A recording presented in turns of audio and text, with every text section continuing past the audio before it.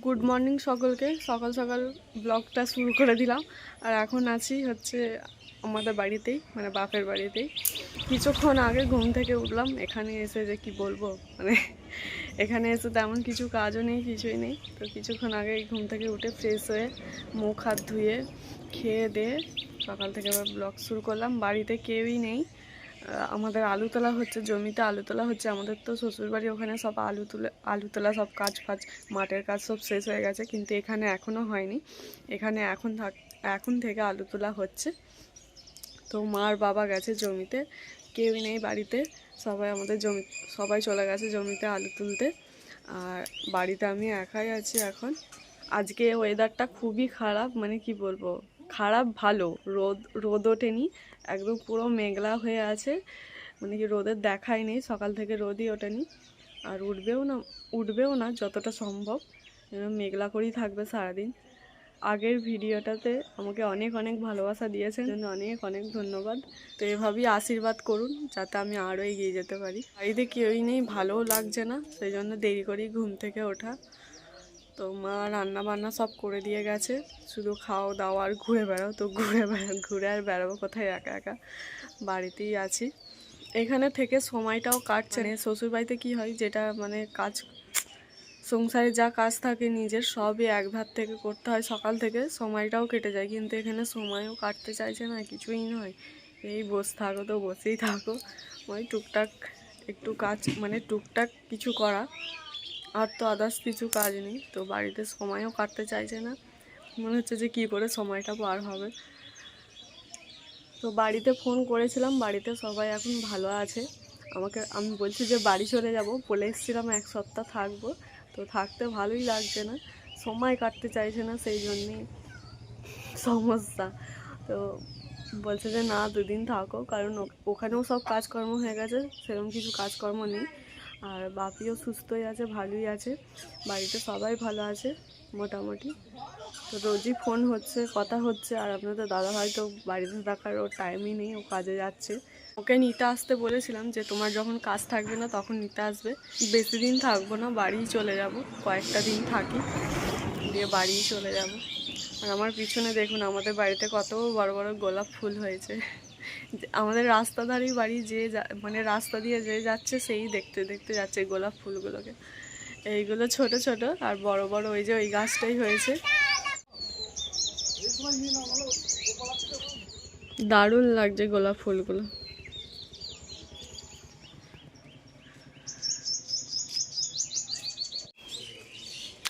আগের ব্লগে দেখিয়েছিলাম একরকম, তখন এটা একটু ছোট ছিল। কয়েকদিনের মধ্যে দেখুন কত বড় হয়ে গেছে।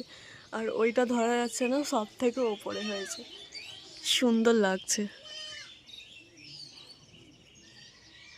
দারুণ লাগছে।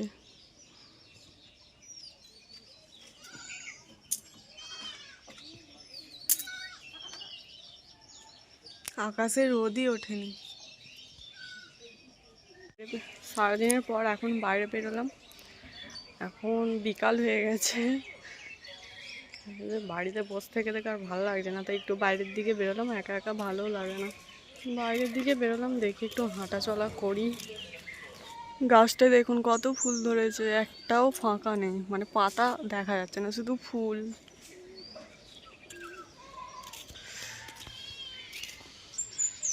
দেখুন আর একটা জিনিস দেখায়, কলার মোচা ধরেছে দেখুন। যারা শহরে থাকেন তারা এই জিনিসটা দেখবেন না, মানে দেখেননি গাছে কলার মোচা। গ্রামে যারা থাকেন তারা তো দেখেছেন, কিন্তু যারা শহরে এলাকায় থাকেন তারা হয়তো দেখবেন না, সেই জন্যই দেখাচ্ছি। এই দেখুন কি সুন্দর লাগছে। ওয়েদার প্রচুর খারাপ, ঝড় উঠবে মনে হচ্ছে, এরকম অবস্থা, নির্ঝুম হয়ে আছে। প্রচণ্ড গরম করছে, এখন গরমে ঘেমে যাচ্ছি, এত গরম করছে। আমাদের একদম গ্রামের দিকে বাড়ি, আর মাটির বাড়িও দেখা যায়, কিন্তু আমাদের শ্বশুরবাড়ির ওদিকে মাটির বাড়ি সেরকম নেই, কিন্তু আমাদের এখানে এখনও মাটির বাড়ি আছে, মানে কয়েকজনের আছে।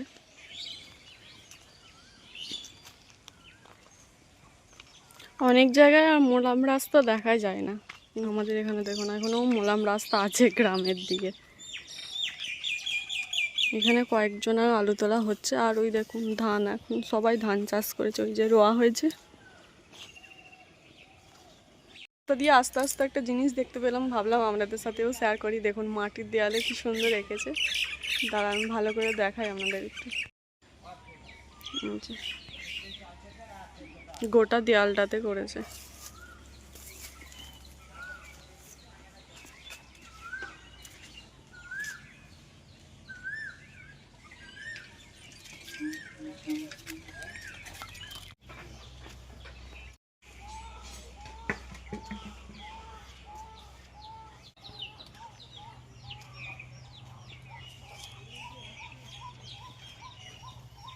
ওগুলো সব হাতি আঁকা, কি সুন্দর লাগছে।